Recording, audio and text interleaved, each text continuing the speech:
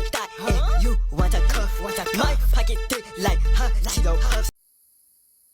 My initial plan for today was actually to avoid talking as much as possible until my voice gets better, but you know what? Fuck it, I'm just gonna give a free history lesson, I guess.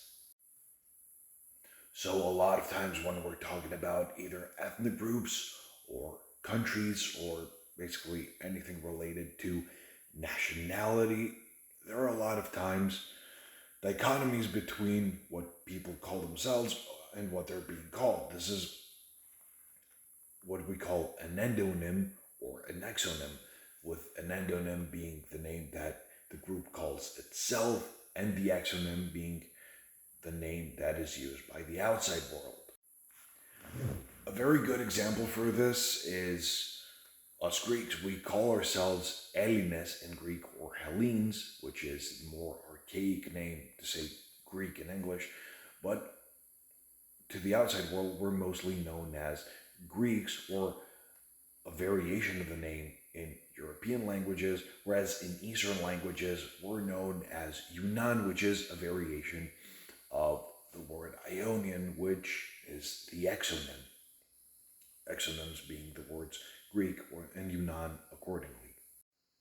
You're probably asking yourself, like, why should I care about this?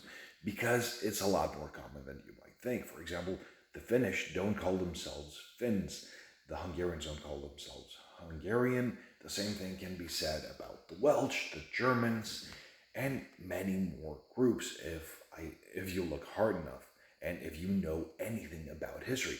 The only thing I'm willing to give you, though, is the fact that gypsy might be a misnomer, because a lot of Europeans initially thought that your ancestors came from Egypt instead of India. That I will give to you. You can be as butthurt about it as you want, it's your life, but it's also my right to make fun of you for not understanding very, very basic historical and linguistic concepts like endonyms, exonyms, and the fact that people will always call people different things.